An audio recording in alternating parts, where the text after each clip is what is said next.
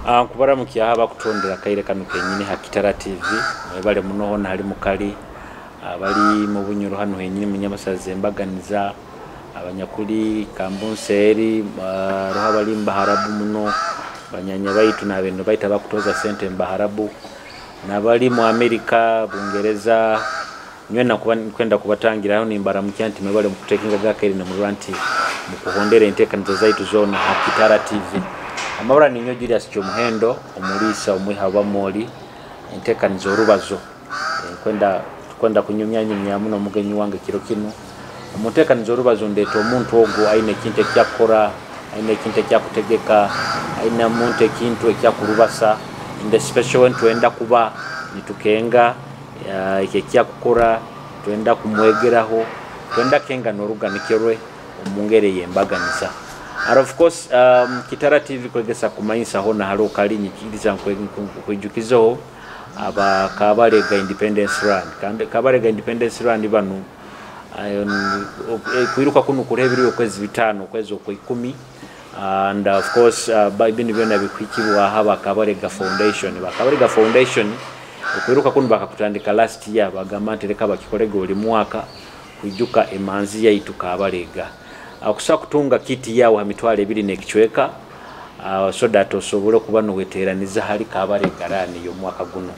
mwaka guno kigendera kirikyo kurora anti twabyale emiti abokurora abantu nibasisa obuhangwa nibateme emiti nyingi muno ijwe nkabanimba gamanti tukaba budongo oko bokurora hano haiguru hano emiti ero baitu bokutahamunda okurora kiangala tete kyonka ntemitete merwe muno kokurora anti enjure genze hinduka mu global warming ekitutu kingi muno so abakabarega Foundation bagamanto kwiruka ku mwaka guno leka basically barolenti nitubyale emiti kurora anti etemero yagarurwaho so kwenda kuba nimba ijukiza na Kitara Media bano bakora photography na photography ya mikoro yawo yona bako no itaga isane birungi no itaga video nungi no itaga anything to do with videography and photography okusa kubaikira namba yisimu 078 inakenda na 275 ojja kuboina aba Kitara Media omugenyi wange kiro kino ali David Muhumuza nunuwe anyakugwera omwebe chairperson wekitebe kiteraniza abasai aboja basomeireho Kabarega secondary yakibeta Kasoba so baine kibakutegeka bakitegeka buli mwaka mukujuka na last year tukaba nabo twabazabazamu ebali ne bategeka bakaba baina I think medical camp ebali ne bategeka no mwaka guno baine kibakutegeka so nyagamba leka tubatozeho tunyumyanyumyemu bongere kujugumbi abantu ahali ensonga zawe zibakora ezo mwaka guno omugenyi wange wa kiro kino nkutangira Kitara TV anyose mera kusanga webale muno bikuruba tabita Kasoba nka bulijo atagimanyira jagimanya bwatagisere yemusere kiri kintu kimanyirwe ensi yona baitu abakuturora nabakutuliriza Kasoba kuli kufunza mu kwekigambe kirayira baitu kyo Kasoba kiri Kabarega Secondary School Old Boys Association kiri kitebe hati tutaka gendero kuona banzora mukiye nimbara mukiya bakutuvuliriza nabakuturora na mwanjuza gambire arabalomba harabu abali Bungereza nabali hano munuka nanyi tubara mukiya kandi tubasima yone mukora yes nkuleserenka ni wakugwera chairperson oba niwe chairperson wenyine ninyowe national vice chairperson wa Kasoba hati Kasoba eno mulinge kora tugira ebitweta chapters mizigo mu districts ezikwa okana hati nka Hoima chapter, Masindi chapter, Kiryandongo chapter, Masaka chapter, Kampala chapter. Chapters zona zina wa chairpersons. Districts zona mzimara Uganda ihangalion. Abana basomere Kabarega bali mu Uganda yo. Hati nyowe ni nyijanka national vice chairperson. Zino zona chapters. Zona chapters zino zona zikunywesa zomu national. Actually Juriko anduka indura munikafoka global. Agoti unaona diaspora Kenya chapter roho diaspora chapter hati bona abanyweseza omu global link egati nyowe hati tugambire nyo global vice chairperson. Ningwera omunyoro engineer Tone Mugenyi ali nowe chairman waitu. so ngokumene bagambira Kasoba kuli kufunza ekitebe ky'abaana bona basomere Kabalega ati tuli basajja baitwa lyona abaana no basomeyireyo so nikiteraniza hamu nkayitwe ku Rulango twarubase bitukurubasa nibiyamba itwe nk'abasomeireyo kandi naitwe ntuyamba ntukole byo kuyamba esomero eyatukulize ku Rulango no yasigara eri hamutindo gusemereye so ikintu kinu mubano kuterana buli mwaka every year. Yes. Yeah, kiki kyamani kimwaka guno kimulesera bokuwa last year kujuka mukabana medical camp ni mujanjaba abantu agekando mwaka guno mutegekereki. Hati kogamela set kwa medical camp baitu ako kali ngambe akajiko omukalaya yona kyonge kikuru kirwa tugiyeta annual general meeting rukurato orukuru orwekitebe kyaitu tuija ku Rulango mwaka tugurubasize tuta ebitwayikiranize gulo mwaka tukozere hoki kira hiki tutakozere kurungi kire kijya garukuwamu kandi kire kyake kitulesere so hati aba member ba agent wikara nkaitwa aba executive committee tuba twino bujunanizi bwa bugambira general assembly emirimo ibatukwasize muri ngo tugikozere kumara umwaka gwona era nikyo tugiyetera annual general meeting agwali rukurato rwa buli mwaka atomo annual general meeting yenu niho tuvamu na ebintu bikwakukana ebitugenda kukora eri annual general meeting ego telinka get together eri annual general meeting and retreat bana bebembezi bona ba chapters bikihali bayizira n'abana bona n'abana abali current abasomeireyo n'abahasomero babaho kuba kandi hali bali niho twali kandi hali tuli niho bakwijja bagame miti yendo niye gumye kibira hati nababa bali hasomero saa zino tubantu boleka kiye kibaina kuba kakusanga baraba bamalirire bibabo byabatoira somero oba netwe tukiyasomera yo bayingi bayijegani batusanga niho twayegeire no kuranga tukurata kandi tukwe kule mbere kitebe kino tukiteko hati ntakebero takagenzire na haraira muno Kasobenu yo emazire myaka inga kuruga kitebe kino kitandika Kasobe katandiko myaka eyenkaga kyonga hanyuma aho okutetegereza ngana tuwabanza tuwafunza mu kyongo bokura runo rukurato rukwijja ruwana na mwenda ana na mwenda myaka na nyeyi ntakayikize nikimaiza Kasobe bayiroho bayireka kubanza ekambanza so niko kitebe kizire kityo no butwitirana tugira hati ekitwalesere kiyaka kurangu twamanyangana bwangu twaketa mu Rungereza baketa cohorts hati no rango ito tuli batanu kabale katanika mwaka gwa 5 na mkaga unanta gumisingira hani hajangwe ntu twabandize yo nabo ne babayo naba barumuna abajungu abaro hajaito nitu abensanju nabaho nitu abekinana ne babaho nitu abekienda hati nikituyamba ku Rulango abandize bale abatarozere nabo bayijane batoyoleka ntubayo no kumanyanga na kurungi kandi nikituyamba bro bino muketa networking umuntu wekatumanyire member wa itonu alinka akoraki hatekyo nikitugaito mbintu bingi kutandikira ha business kuija kuyambe somero nenkurakurana yaitu twena tikiri kitebe kyo kuikara kubusule nyama kunywa kachai tukagenda maibite bikusinga biba mukubaza ubaza ni muika titakangiraho tukatandika haki tweta Kasoba Sako ngutukuwahura hamu tusobole kwehora hamu tukurakurane ati nikibole kyangu hakachai tukozereki tuhinguiroho enkora yaite kwingura hakachai abo abasajja basomeire Kabalega mwana mubaza isomo lyanyeri muina mulingo mukwasa abandi yali kiki what is so special about Kabalega kimwasangire ati kandi bagambe kirungi kyetunda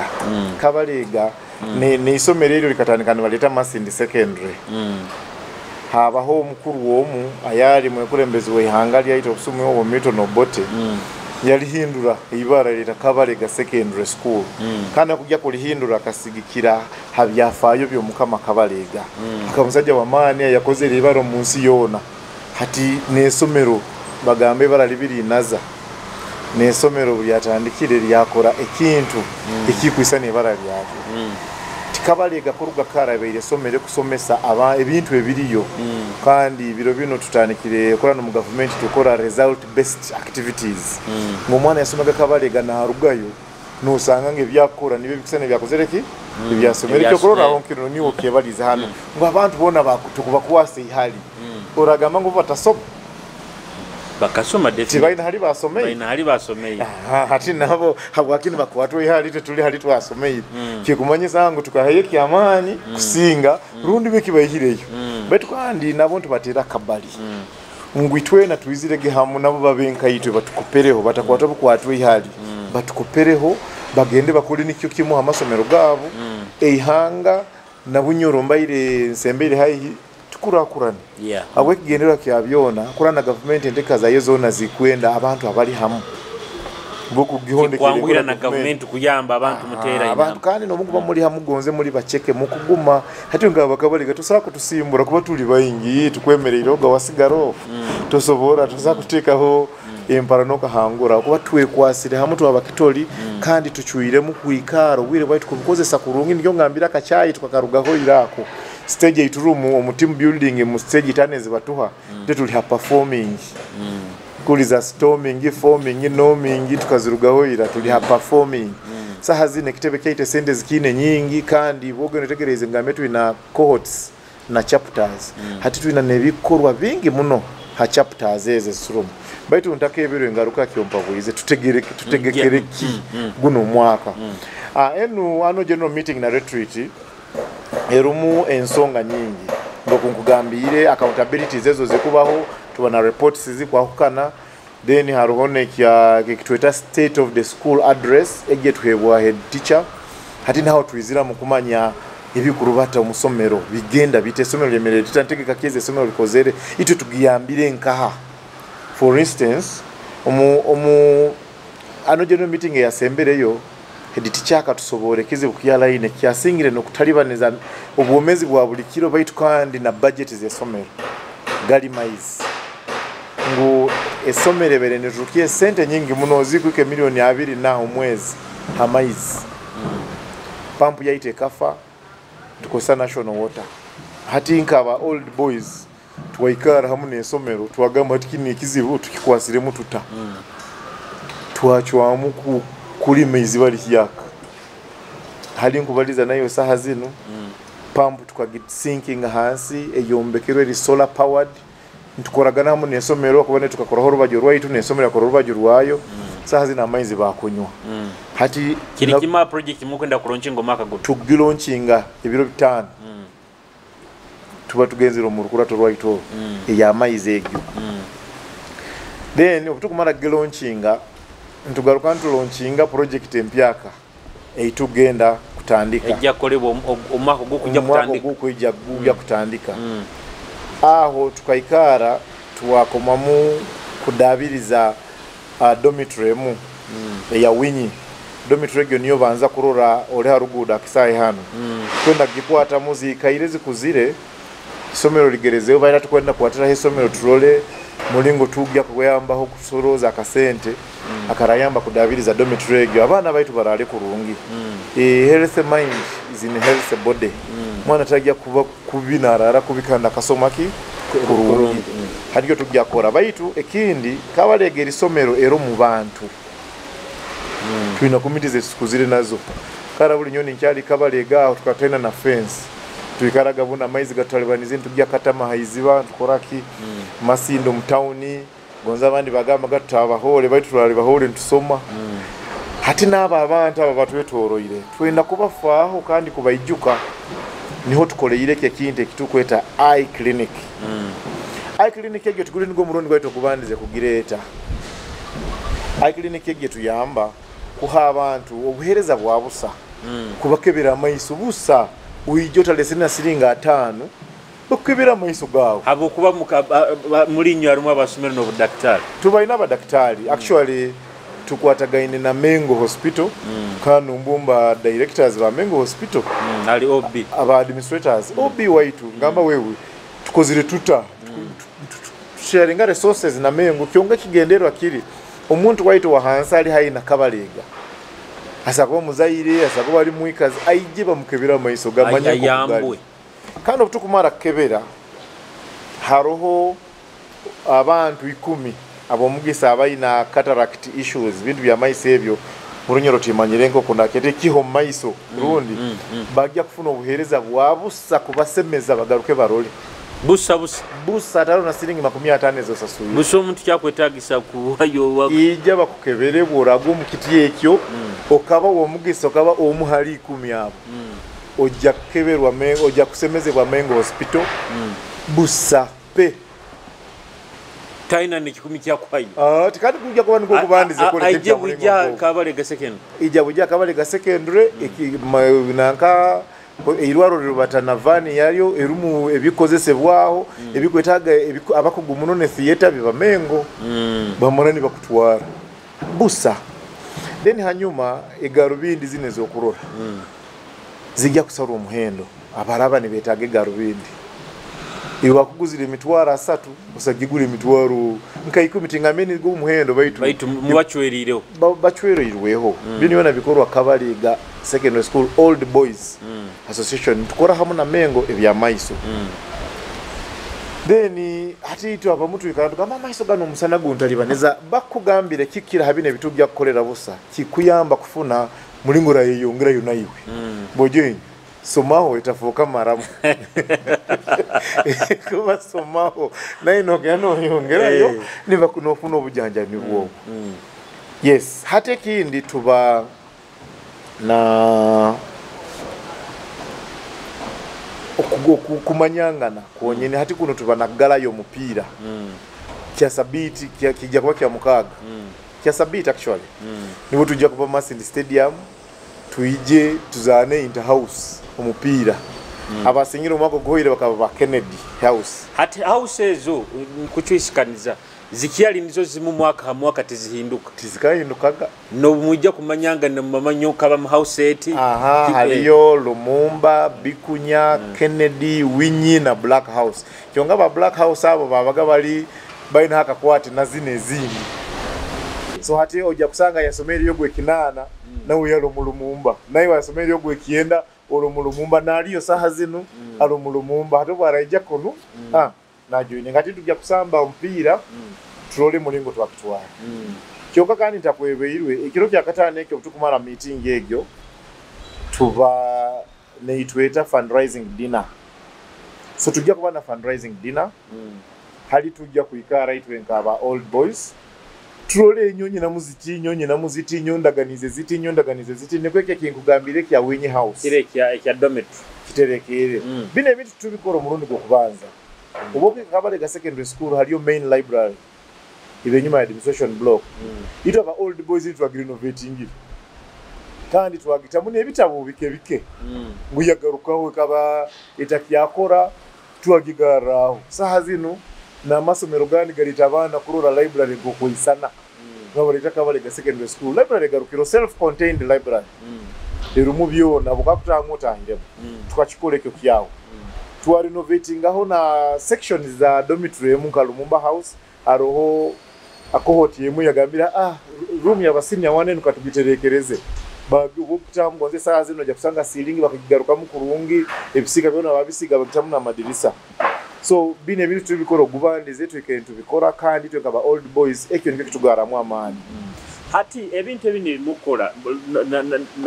na amani ge muina kandi muisana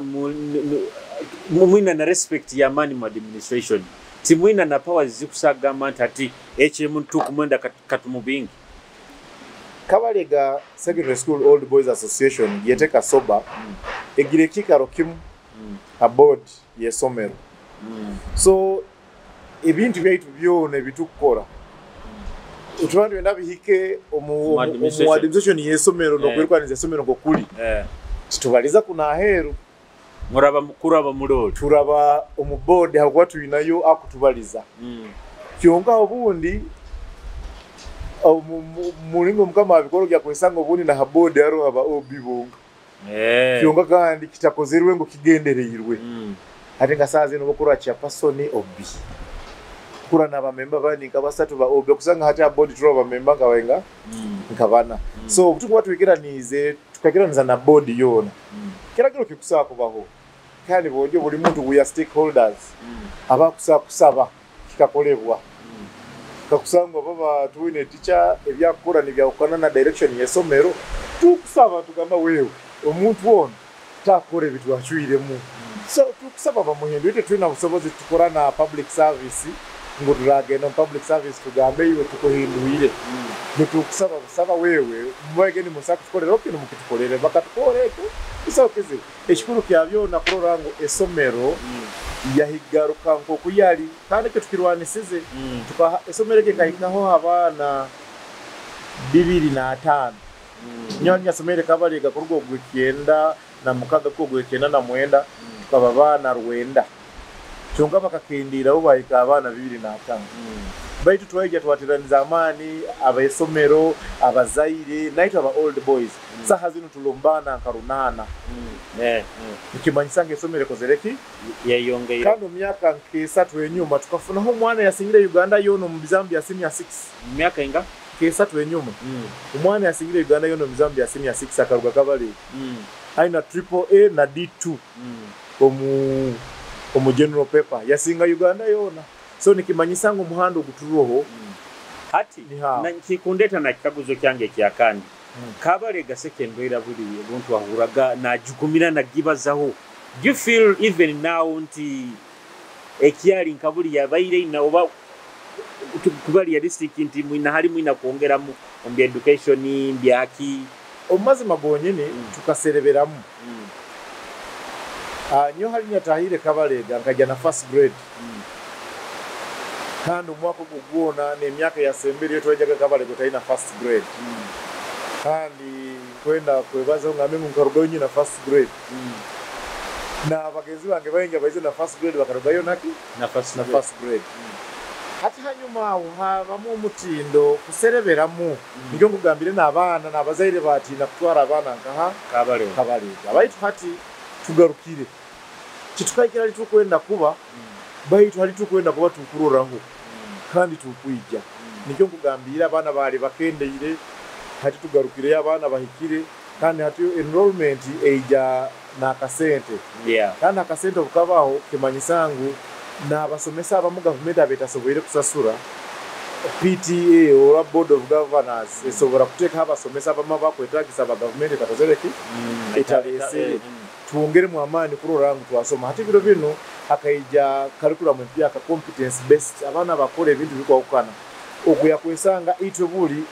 twabago mu lab no kwata test tube no chulika no korota but hati byo bikageze nibikuwaho baina expert systems gubikuba computer no kulinga ne chulika mu byona experiment no kura computer kwasiro na chemical yona hati ebyo byona bikubaho habwaki wakasente hati mulingo ne romere yongeire na kasente ke yongeire enyuma haho itwenga kasoba na old boy white omu amweta Professor Morris tukafuna ho computer so haire somero twazitamu kandi abana basoma kurungi andi mu court zikwa ukana tukaire tulete bintu bikwesana bityo directly helping the student at school kandi nokura gaps mu administration ezibaire zirumu nka kabalige baitana aba substantive deputy head teacher hali nyasome kabalige bali babiri enyuma aho babatena substantive deputy head teacher wena tungasa hazino umwaizire ikimanyisango staffing gaps especially in critical gap areas mu administration yoko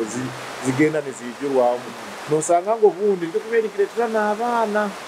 kuhaba bakakole bitayikira kuba bakubagamba oto bakozereki tibaro hata byona bituyambire mu saha zino obo kwika kabale gasomero environment ekwahukana kandi na board nayo ekahindura mu enkora zona committees za board zikora kandi zikorera kimu performance targets ombasomesa board zibateiro nibyo bikugambirege state of the school report heditiya abana tuha biba nibikwata bintu bikwesana bityo tugezero mu academics twemere tuta hano kiki twakiraniza tutike nikozere kiti kandi tugarukiro mu feeding farm ekoleta kandi hatikane mu kubyama twemere tuta nikona kile kya maizi kya iziremu wageze kuitegereza ngesome tuke sente nyingi hamaizi bagama no kintu tukwatanize tukimale halingi baza ngambire tusomere muno mukozereki abantu bayingi baba habaina hali basomeire nete twina hali twasomeire baitu obokaruga musomero toyenda nakumanya ebikwata yo giki baitinya bakasoba kiki kibalita kusigara nti ni mwenda kenge ishimo likuruba talita ni mwenda ni mugaruka yo all the time kiki essomero ya Kabalega mu byafaayo byayo tosakulemu otagijjukire paka olina kugala n'ojjuka ebitwalabiremu ebituwegayo ebimu tubyageera mu kilaasi ebimu biri habw'okwikara na bagenzi baabwe ijjuka lyabwe ojo bonka so tulora ngu tulina kwikara ntondekera omutindo niko n'abaana abandi abalayija babe nkaitwe nkokutwali nikyo olora ngu olina hanyuma aho bakena n'okuya empali ngufu ezitwajwaire kyonka twagaruka twazigaaraaho habw'okuba ntulora ekirungi kyazo hakubanza muri hasomero musabu tazigonza baito mu rugendo murabo akimwazijwaire so culture egyo neikaleroho na successes ezo nezinspiring abagaruka tu umuntu yakozere kurungi to saa kwenda abekobi kandi ni opportunity naito tuina kuhereza ehanga na communities ezitukuliramu you go back norango abali yo kale babakabira maiso abantu baitu bakusinga tebaina akasente kurungika kusobola ebintu bimu bino olina afa maiso na atarurabo kubata kusobora hati Kabalege gamba abana bakabalega na badaktari baaho tuna ba doctor bamwe ababiba munonka Dr. Dabanja very interesting abamwe muno rangu arumu was a student then abamuraga life tree ne mpali ngofu ati saha zino ni wakukebera akakusara akakugaruraho so naiwe nko omuntu nikikuha okusemererwa okwo making this world a better place for everyone should be everybody's target hati naitwa Bakabalega ni ensonga egyo kandi nekindi n'obutuluga tugarukira hero kuno target eriyo kurangu naitwe tuli kurungi muno twefaaho buhura nankagwirweho kinu bwensiyona neirukira ogwo nanka kinu kiremere ensiyona neirukira ogwo hata aho henyini wandeta nikikaguze kindi aroho ebitebe binde byaba obbies naba OGs ekyanyu kiri just cyaba obbies abukoba busaiba iziki baba na influence no isanga ni ba influencing even politically Kabalega nenye muri harurengo hati tukwenda office tukwenda mo Kasoba ekikaro kitukwenda wakasoba ni mukikura ni mukiferaho obwe kuberi tuli political pressure group baitu tukuba tuina member waitu ainikia kwenda atu arugire yesimbiro arugire yagama nyonye simbiro hati bojokira umustani yona kwagera member waitu akabayo right now hali nkubaliza tuina member parliament bayingi Wekitinisa David Karubanga wakigorovya member waitu kandi member akwagire kitebe Wekitinisa Pius wakabiru jumba hano Bugahia member waitu ali asomere Kabalega akozere Kabalega kandi akyalo no mukitebe Wekitinisa alida kugizibo wa Buruli member waitu asomere Kabalega kandi akwagire kitebe hati bojo bwako bayokwo na hagira ne kitebe kyaitu government tugiserving miringe kwa kukana iyo kwagira kusupporting gamirimo ya government no rabo mbulimi uli na rabo mbusomesa ola kuba member wa Kasoba na janja babantu ba government amaiso ito ntwantu kolela government iki kyonga tuli kitebe kirumu ebya polipe ebyo mwa candidate waitu ni nanka kwaha otukuba tuhagire candidate game member waitu yesimbiro uko no hagize nko omuntu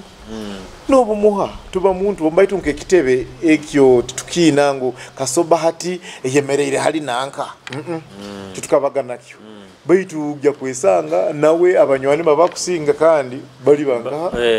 bomu kitebe ne bamuhagira kati bojo nyora hagiro wotamanye what was life haisomero tuhule bintu bingi Bakabalega sekendo mabagane ihole mwagenda kusamba mpira mahano hati bo just akaire ka kwa maze sekendo tunyumize how was the life Kabalega ekabasomero nungi kandi kyali somero nungi tugarukira mu byombeko tutwararago mu self contained dormitories rugabana bana self contained houses no self contained dormitories ni munabiro munju byona ekiro bwasokaga mwakingaga gumu buso kuturuka hero kyone kyo kwenda nikikwera hati boje oli muhana je somero tinonge nati bikyali biriyo kyonke bimu bisisikalire mu nikyo kula renovations zino zikora ki zikuija Kabalega somero yabana bojo bonka amanyira abasigazo otubantu tukura tuina psychology yaitu ngokweba hati twabaga free muno tuli twenka actually nyijoka ekintu kemu hali nyabere Kabalega tuli bana nkarwenda wasobораga kubari ibikopo ebiro musomero ebikopo by'omupiira ebikopo ebyobusera nosobora kubibara byatuseeraga twena obe nekibaketi nekyonyweremu ate flaske wabaraga abaine ebikopo ab'ebikopo nobabara abaana rwenda otasako ebikopo 10 ate wondi flaske gyobuno twagiguraga vacuum tugihamu tukosa vacuumless omwana musigaze emyaka 15 16 kulya muno mahano so the school yatuyambaga nyejuka one time tukaba assembly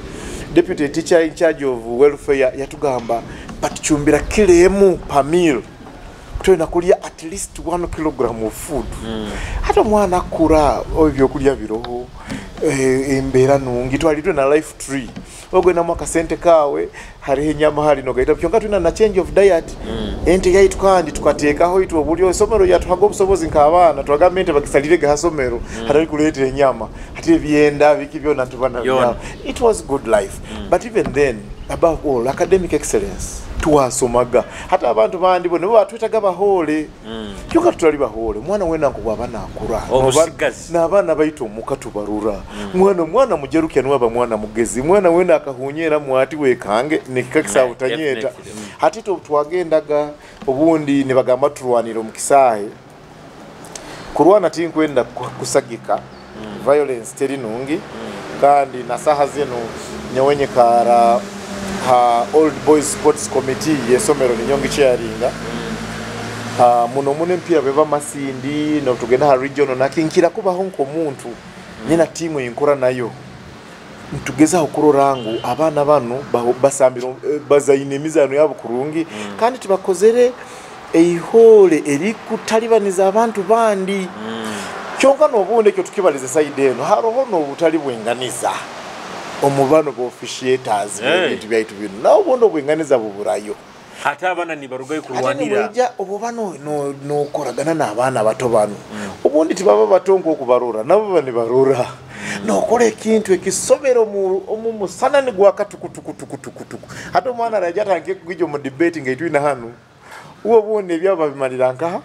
byenda bihuweraho nawo kandi obundi bali bayingi n'abasomesa batakusagama mukole muta mugikyonka kandi ekyo ntusakiye hara turabiro mulito abakuru abakujunanizwa ne office zikwakana tuteke kujukulemesa abana bano kuyihayo talanta zaabo zikahwayo mutuika kubasaliriza tubateke munembera yo kurwana baitu antate eija bagimanyire mwina records zanyu kabalega bwe bayizira bamanya kandi bojo hati ijweri na nyonka bayo tukasama mpira municipal final tulikiyema nkabaho ha mpira nyagurora gwahwa gukahwemwe mtu wagyo penalty twasinga kikopo bakitwe kya municipal hati tukurugo mukisahe kuli kiyema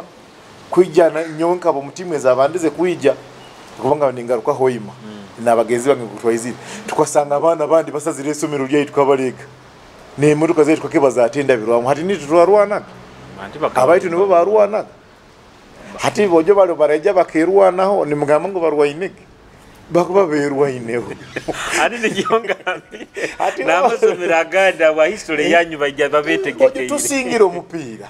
omubulo munaruru musana gukahuwemwemu bakabaza batuteba negoro yo kubaza twaruga nyuma twatera equalizer bataho penalty ezaitu zona twazitera bale zabo zona zabalema hata twazire kyonge kyo kuniriza nabali barwanira isomero yetu bali nabo twazaine nabo tingwenda kubaza amabara hano kyonge aba twazaine nabo bakakanga enyuma isomero yabo lyari enyuma yeri yitu kyonge kana ara abana batutazaine nabo nibo bali isomero yetu no bakurwanira ntakubihire kahikana polisi nyonye nyini nyata yino mzenga we polisi mugenda somera aho haraba kurwanira batira amabali batawutaza abana abakwije nabo bana bakaburega no barwanaga hati kugara yenyuma kati twalugambege kasoba mukwenda gwengo mufokere global ari abana obibanya abagenzere bakarahero ko bakolere mirima ahero mukutekanije kintu kino kya get together inkurato zanjino mukuziru basauga mahango tukikozere hoira tuinaho obi waitomu bamweta Shakava Renson ekara Kenya Kisumu ubyali na humule mirimo ya government na gyo mu retirement akatweta hakabaga ke kali Kisumu tuwagivuga big is big ya basi ya Kabalega tuwagenda akabaga kumale birevi tuli Kisumu tuli global atugona wa diaspora ati n'abandi omumaiso ko tumanyire ko kiraba bayitwe enkora bwera ikaleti ni manyangu diaspora chapters ezindi zijakola emikoro obutwatagezero bayingi delegation nizigendayo abokuba tukufuna obuyambe bwenge abagenzi bayita balaherwo kandi kikutugara mu amaanyi kandi itwe mulingo tukora leadership yaitu eba yemyaka 3 hati Nyoweri jimu yange zigezeyo October enu nkuba mazire emyaka 2 October ya 2025 bakubane bakoma kutugarura kutureplace ngakakusangwa amanta savire kyonka tugira na term limits buli mwaka rahita mwezi ibiri kyonka kigenderwa kiri tukwenda kozesa emotoka ene twesere kasoba kururanga n'abantu baragura somero begere ebintu bingi few people bamanyire leadership so we want to use it as industrial training ya future leaders for this country so we open it up Nyoweti nkwetagire nokubaho gwa kandi habe onondi ayije ayigemwe binyegere abitwalo maiso nondi we should rule this world we want Kabalega Secondary School to train world leaders not LOC ones aho turugeho tukweno mwana kuruga Kabalega ave ayino mutindo gwensi yona hati to hano mukasobo tukusaka abantu saka murabe mu industrial training tukashapinga mu tukayihamu why not tukikulire kimuntu wehemu hakatebe ka bebembezi banyu mugiraho nko ka position ya administrator we noba mwebembezi wabegi mu ino position egyo nti wa mwino rukurata ajja abeho umubegi hasomero kale kyo tikiroho nkekyo baitu nka secretariat yaito kweba baba yemikore ndi yona naito tukira organizing ezimuka career guidances ngajuri tukabayo we are all over the media platforms tuliyo hasomero baitu itwe nkaba OBs otubantu etaga kora yekintu hasomero esakuba cohort esakuba chapter oba national executive tuhandikire somero ne tutekaniza wewe atujja kufuna obuyire kiro kiti bundi ne somero bene kikwenda kora ne yetago buyambi bwaitu ne tuhandikira utwine enkora entekanize tineti tubentu betaga mukoleki mutu yambe so ni tuija we work directly twitaga ngo kubombegi nakinaki kandi obutubayo aba bana batumanyire kiki tuli na kiki tukubendamu kandi batuhuliriza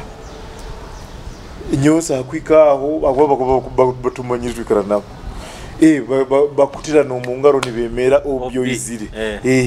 abano bakwenda babenko kuwoli niho tukusabira aba old boys baitu bona babe kyokurora aho abana bano hakuba bakwegomba muno kubanka itwe hati kandi otukuba tuli bantu babiki kumaza tubayire kyokurora aho kiki ekibi so turwanise muno itwe kuno hali tuli omukiti kyone kiturumu tokwetaga kuba minister oba member of parliament osakuba hona halo kolere emirimo yawo halo kwerereza ihanga baki okurora aho hali abana bano niko no mwana mazire primary school hakyaro kyawo ajitage kusomera nga Kabalega ngegendero kyaitwe esomero niko tukigara aho tutyo hato omuntu baba somere tugeze kanka Kabalega secondary is it kiba bavachonti hata fokire ekiteba kieteranizo oba mwina process kuija mu kitebe kieteraniza automatically remember kyonka hato tuhiko mu manyire kitebe kyona kiba nebiragiro tuhandikisibwe omwihangali no tumanyirwe omurufu omurungereza nsagamba we legal entity that can sue and be sued in our name so kwijo kaba stakeholder aina obusobozi bwokoma oina kwehandikisa tusasura membership fee yemitwale 2 egeyo bomezi babona teri renewed teri na membership yo murundi gumo bomezi babu mitwale ya Uganda umbalizo mu rulimi rwa finance gama one currency point ni mitwale 2 then buli mwaka tugaruka mu kwehandikisa ni mitwale ndenga 2 kyonga yosa kuchwa muno gama nyongwenda kwehandikisa umurundi gumo myaka 20 no sasura murundi ki gumu uba ngwenda kuba life member na subscription no bisasura murundi gumu sentence baho ba miliyoni yamune no kugwamu baitu kukisobeza sabolomu twakichwachwa nango mitwale 2 buli mwaka kandi ninyi no kugumya yangu umwaka gumu ali gukwera ola tiri umutima kwijja akatahira kimo mukitebe hagati ekyakora no butugaruko musako usasura membership no gura yemigabo then ngamba buli mwezi saving emitwaro hakiri 5 tukule hamu buso kulekanga nenyuma ibintu niyo mugambe tukole emirimu emu eri ya government ine ekiresere kigama financial inclusion buli omwabemu tukora economy ye sente tinga bakobaza ko PDM no myoka hati naito tukora ebyayitungu tutalekanga nenyuma niko tukutera akasente akataito kusobozesa buli omu munfuna yentaito asobole kuba na ikabuhereza na rugayo. Okay, ntutembera kuba ntumalize ntekanza nkwenda oyongere kujugumbya ba OBs bagenzi bawe bakabalega secondary bona hali bakali na activities zono zongero zitugambire zimujja kuba notekaniza bene baiti nywena naba well wishers ba Kabalega Secondary School na Kabalega Secondary School Old Boys Association ntubayijukiza nyon kandi mbayijukiza ga vice chairperson wanyu omwayesigire ngo retreat yaitu eriyo ekutandika ebiro bina na medical camp kebera maiso ebiro bitano ano general meeting ebiro mukaga tukuba na sports gala bayira bahalokali sindiko buyo bukonyezi bwagwe tuchwerere mu nguleta ziti ngoka soboire tuho bukonyezi kurenge kiro kintu akirubasa kando ijuke twikaire nturwanisa kurangu twatekaho water pump project ehoire tugilonchinga baho kuinayo no kulaunchinga okugarukamu kusemeza wing house mwije tuchike abintu binu turolengu twabiteka twetegereze nembere kegeno maiso nyabura yotabura okasigara yenyumoko mwije tukwatanize tuombeke somero yaitu tuombeke kitebe kyaitu. You can't afford to miss. I will be there and I want to tell you the school is ready, the students are ready, the head teacher is ready, the excom is ready, the hospital is ready. It is only you we are waiting for. Our dear member, come to Kabalega Secondary School, come 5th and 6th for this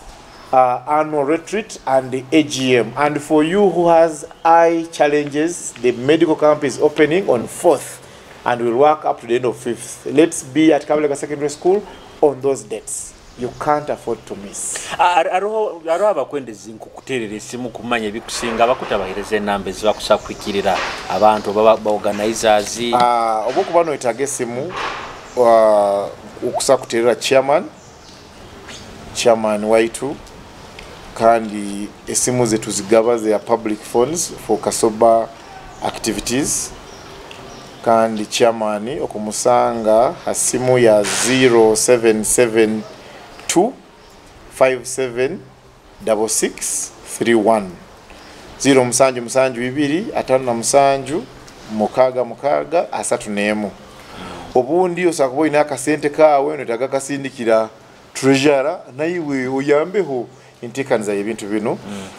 okusindikira Ndahura Morris ha 0 musanju 2 asatu na 2 05 asatu na 5 0 musanju 2 asatu na 2 05 asatu na 5 ogo treasurer. So hizo nize simu nanyosa kumpikira simu yange iri 0 musanju 2 kinana na 2 kinana kenda nemuka David Muhumuza vice chairperson. Yes, thank you so much. Abaikaire ni mutuhondera akasumi kanu kenyini tukwenda kuba ntuheregere ntekanzeno. Of course tubaire naba Kasoba baina mulingo bebaza abasajja bano nesana bagamba babanda abandi batarebe munanka masomo ga secondary baro mulimo gubagwa no gubakora anda kirungi muno kurura nti atugambire bo tajukire byenyuma kirungi muno kujuke byenyuma sobolo kuba nayo no yamba no ikonyira nkai wo muntu and of course intekanza zingi zibajja kuba ndi batukundi bano bakora nka Kasoba ekingondeze muno nti balesero buyambi wa maiso kukonyira kwa